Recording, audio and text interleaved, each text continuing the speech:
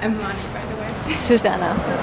Nice to meet you. This is all improvisation anyway, so where are we right now? If you can like set up the space where we are. My name is Tani Ikeda, and I'm the founder of Survivor Love Letter. I had spent a lot of my journey just trying to survive in silence. All of a sudden, I was connecting with all of these survivors and allies who I think had also been living quietly for so long. Nobody around you also says, we're gonna give you like an award for getting out of bed. I wanted to be able to break some of that stigma down and create an environment where we can openly celebrate survivors. And how people went through it, especially when I'm alone at 4 a.m. and I'm writing and dealing with a struggle. The work can be extremely lonely. So one thing that I've read about from a lot of different people in the movement is that there's a feeling, there's a spiritual energy that everybody in the movement kind of has. And you can't really explain it, but it's just there. I started a project 3 years ago called Survivor Love Letter, and it began with a letter that I wrote to my younger self on the anniversary of my rape. I didn't want to give up, and I wanted to remind myself that it wasn't time to give up. So how do you feel grounded? Do you feel more grounded when you're working, or do you feel more grounded? When do you feel like most yourself? I think that sometimes work can be a double-edged sword. You do work that you love, but you can also develop sort of a scarcity mentality that you have to continue to put runway in front of you, and you can't ever give yourself time to rest. Working is one way that I cope. I associate resting with depression. Oftentimes we live with PTSD and don't really talk about what that looks like. I had been feeling so isolated for so long. I think especially when you grow up feeling like you not only have to be ashamed of being a rape victim, but that there's no way to celebrate all of the little things that you're doing, to celebrate the little victories, like when you can get out of bed. Mainstream media was comfortable saying, we believe survivors and we support survivors, but I had never heard anything about loving survivors. It really started to feel important to really start taking up physical space and take this project into the streets. I connected with one of my best friends, Jess X Snow, an amazing muralist, Lenny from New York. Today is day one of the mural making project. Jess and Lenny have been up all day working in the studio on our very first Survivor Love Letter installation at the We Rise Festival. It's a 10-day festival of music and art installations in Los Angeles, and the focus of the festival is around mental health.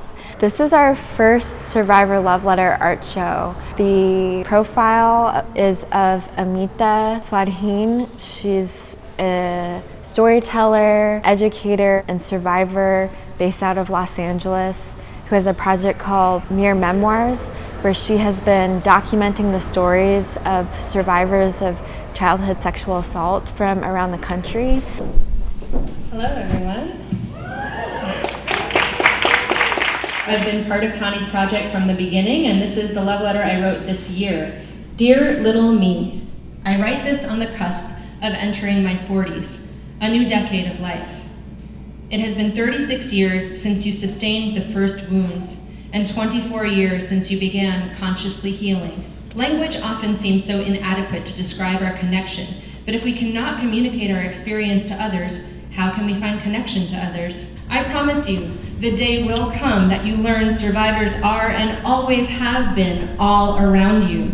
You spend so much of your time looking for portals as an escape. I want you to understand the true portals are your wounds. The goal is not escape, but embodiment. One day you will learn to wear your wounds instead of being led by them.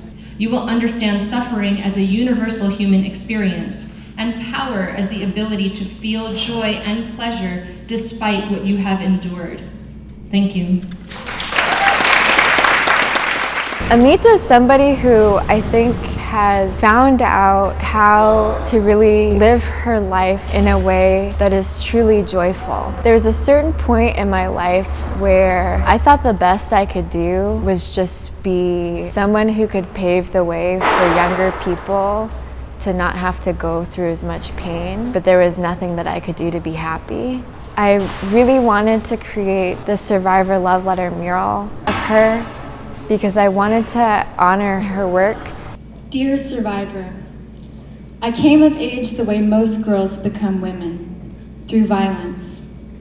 I practiced smiling in the mirror mostly so I could move through the world undetected and invisible. When I think back about that little girl, I can see she became perfect at surviving. She burrowed deep into her skin and used her own magic to save herself. Even her nightmares turned into fairy tales, using hidden portals to escape rooms of violence and arrive in the middle of a lake laughing. Dear Survivor, when I stood up in a courtroom and described the ways he raped me in sterile descriptive language to a room full of strangers, to my parents, my grandparents, and a defense attorney who pointed and said, "You are just a girl, a liar," my poetry became evidence against me. A film I had made to heal myself was used to show I was mentally unstable.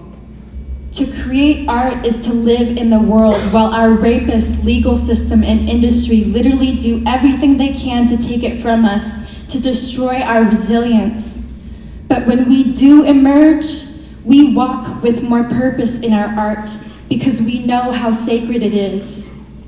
When violence has stripped you of your voice, once you get it back, it flows into you with a pure fire that will light 1,000 candles. That is what Survivor Love Letter was. It was the letter to myself that I wrote as a last attempt to remind me that it wasn't time to give up. I tweeted that out because I wanted to publicly celebrate surviving another year, and all of you heard and saw your own story. This is how we grow whole together.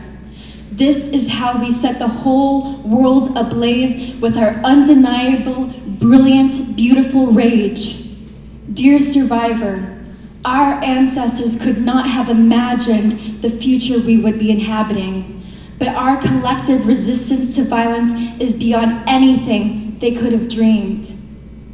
Do not take lightly the work of loving yourself, because to love yourself is to become free. Thank you.